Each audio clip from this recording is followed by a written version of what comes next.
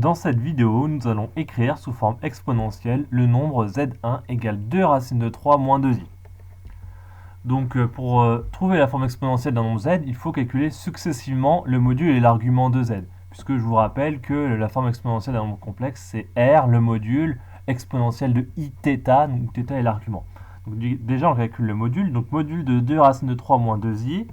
Donc a c'est 2 racine de 3, donc racine carrée de a au carré plus b c'est moins 2, plus moins 2 au carré.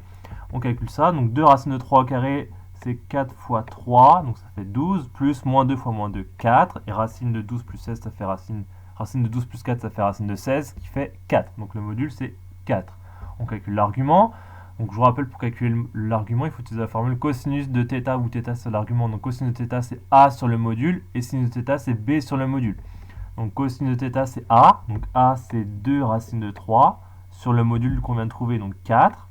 On simplifie ça, 2 racines de 3 sur 4, quand on simplifie, 4 c'est dans la table de 2, hein, c'est 2 fois 2, on peut simplifier un 2 en haut et en bas, il reste racine de 3 sur 2.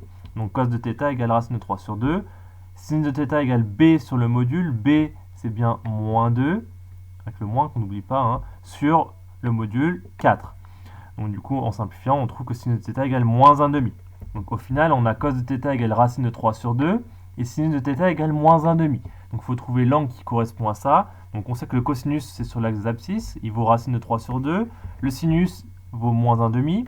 Donc quel est l'angle qui a pour cosinus racine de 3 sur 2 et sinus moins 1,5? Cet angle, c'est moins pi sur 6.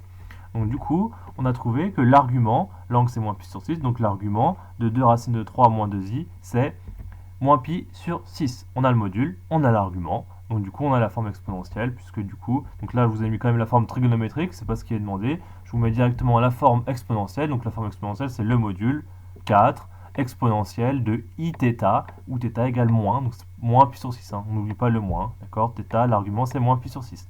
Donc voilà la forme exponentielle.